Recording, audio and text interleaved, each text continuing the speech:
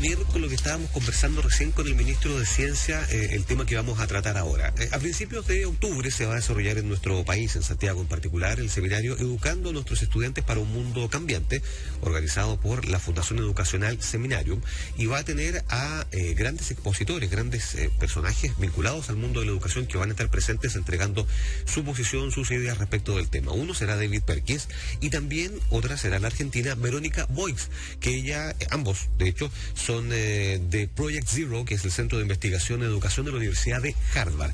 Precisamente estamos con Verónica Boix en comunicación vía Skype desde Estados Unidos y la saludamos a esta hora a través de Infinita y Mega Plus. Verónica, ¿qué tal? ¿Cómo está? Muy buenas tardes, gracias por esta comunicación. Hola. ¿Qué tal? Hola, buenas tardes, un placer de verdad estar con ustedes. Igualmente. Verónica, primero que todo, como decíamos, nosotros conversamos hace un ratito con el ministro de Ciencia aquí de Chile respecto de temas de innovación, de temas de ciencia, y que suenan, mirando hacia el futuro, obviamente, como temas actuales, temas del siglo XXI, de los cuales tenemos que hacernos cargo. Pero la educación en general, no solamente en Chile, quizás a nivel continental o a nivel global, ¿está adecuada, está ajustada precisamente para los desafíos que implica vivir en el siglo XXI? Yo creo que como educadores tenemos realmente una enorme oportunidad. El siglo XXI es un siglo de aprendizaje, es un siglo en el que no podemos... es un siglo en donde la sociedad necesita estar aprendiendo permanentemente, simplemente porque el mundo está cambiando, las tecnologías están cambiando.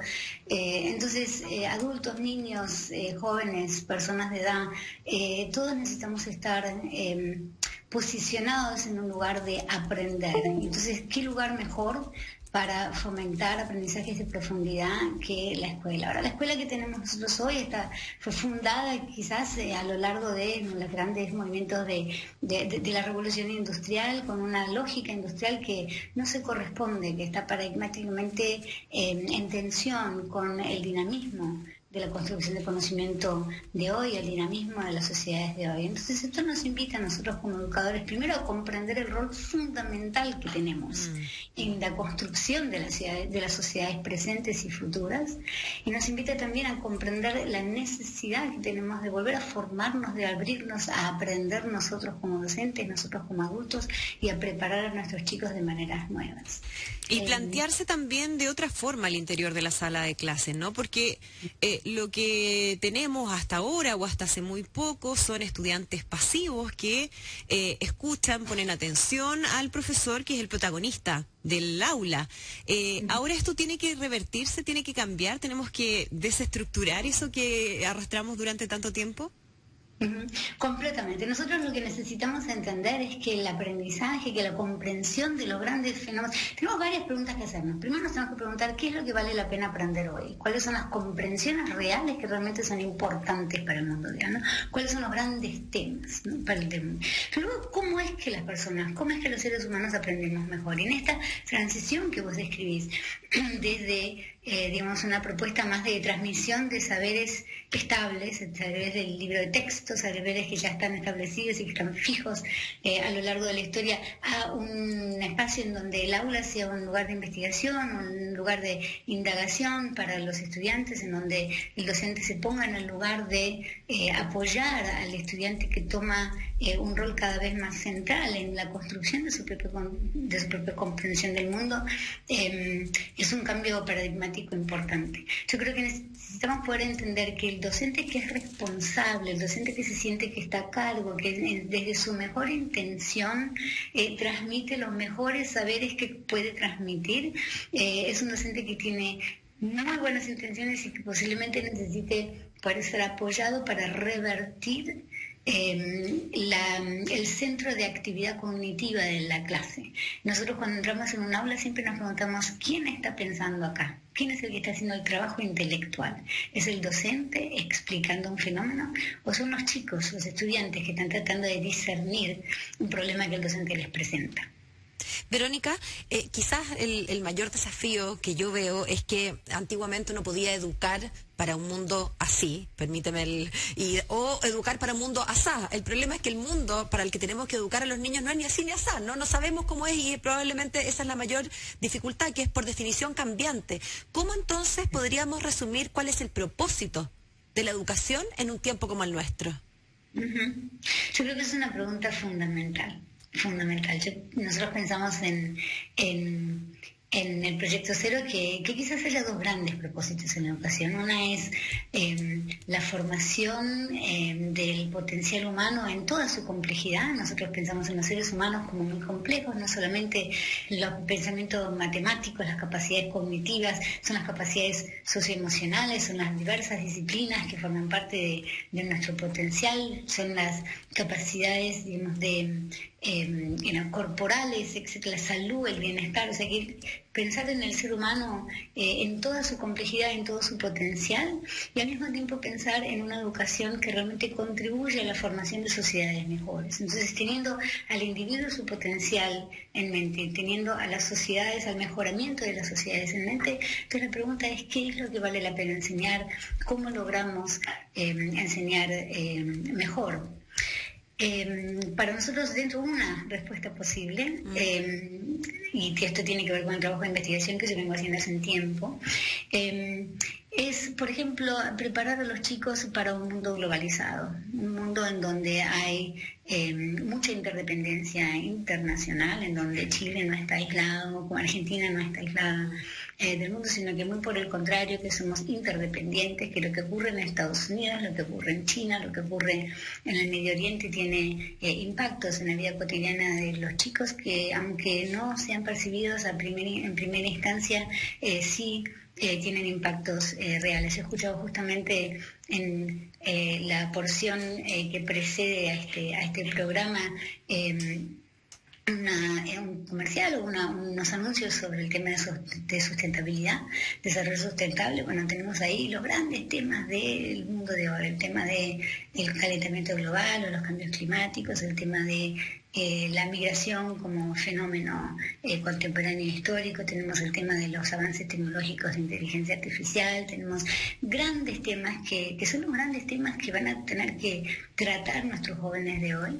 Entonces, para prepararlos para este mundo, pensamos que hace falta prepararlos para que puedan pensar, para que puedan críticamente, para que puedan aprender y seguir aprendiendo y manejar sus propios procesos metacognitivos de aprendizaje.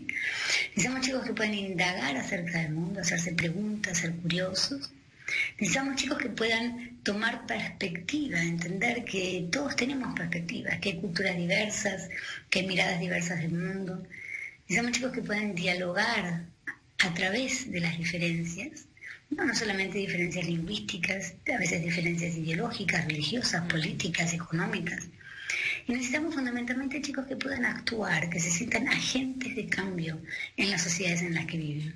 Y eso implica, perdón, un cambio profundo en términos, por ejemplo, desde la malla curricular hasta los sistemas de evaluación que tenemos actualmente. Es como revertir un poquito. Quizás se trata de tomar algunos de los contenidos que normalmente enseñamos.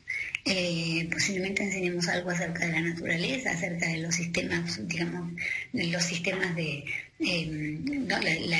la cadena alimenticia, y poner estos mismos temas en un contexto mayor, enfatizando el tipo de pensamiento que vale la pena enfatizando las competencias que valen la pena enfatizar, como las competencias de una mirada de indagación del mundo, como las competencias de pensamiento crítico, con las competencias de análisis, de explicar los fenómenos con los que se encuentran los chicos en la escuela y en el mundo.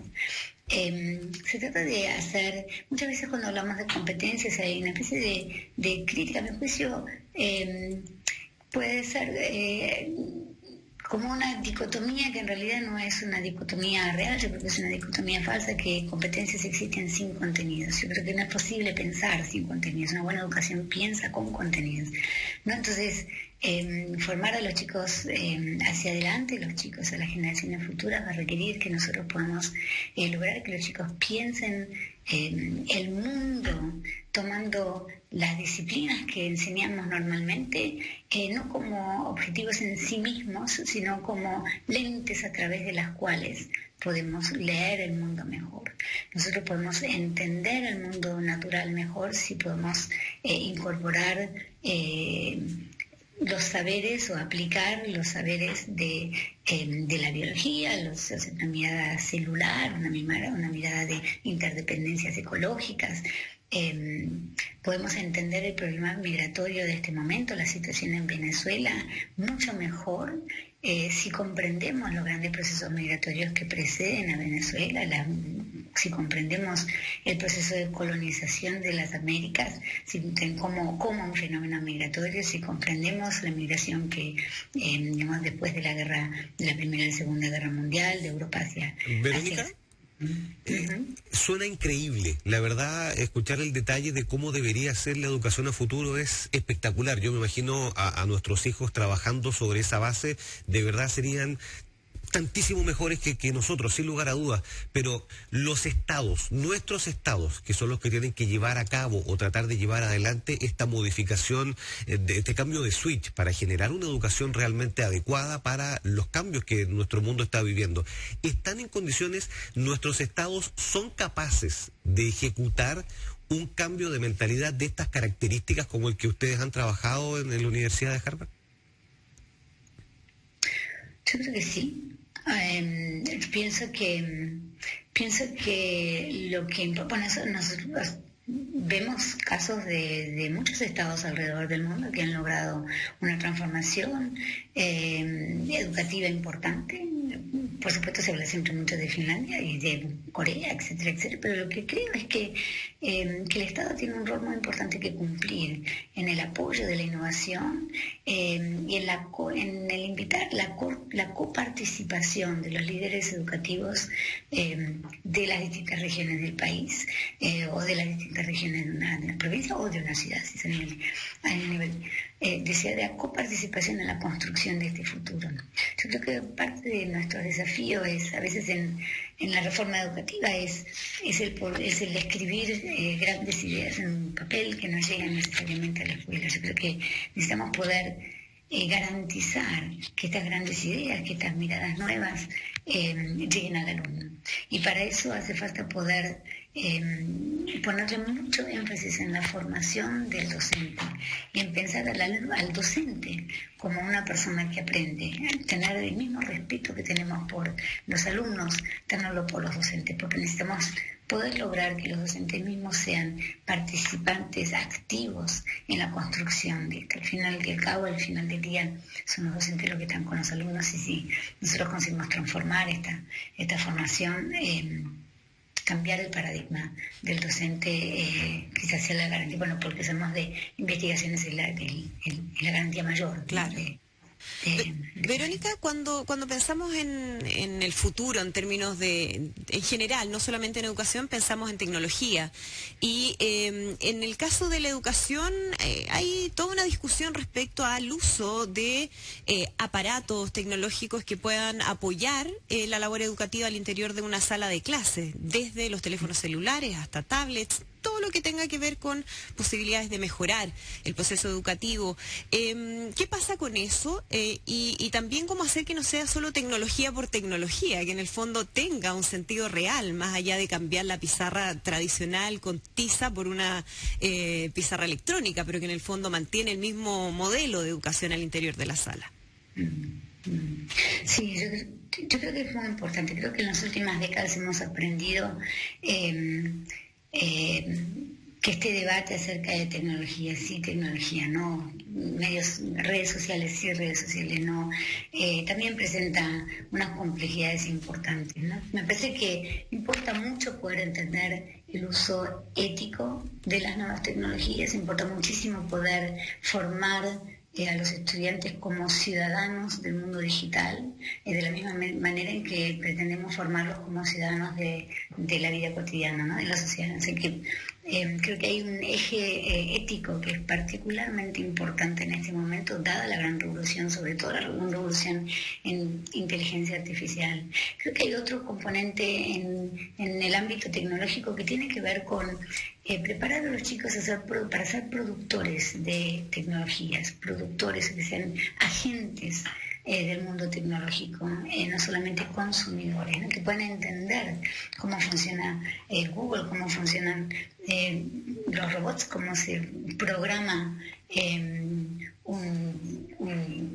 una app que realmente tenga un sentido social relevante, un valor económico relevante, pero con unos ejes éticos y de ciudadanía que sean importantes. Es muy importante pensar la tecnología más allá del aparato y alinearla con nuestros valores educativos, nuestros principios pedagógicos también. Bien, pues le queremos agradecer a Verónica Boix. Ella es investigadora principal, miembro del comité directivo de Project Zero, y va a estar en octubre aquí en nuestro país participando de este seminario Educando a nuestros estudiantes para un mundo cambiante. Muchísimas gracias por esta comunicación con Infinita y Mega Plus. Muchas gracias. Buenas tardes. 12:52. Paola Berlín, Andrea Aristigui y Armando Silva te cuentan qué hay de nuevo.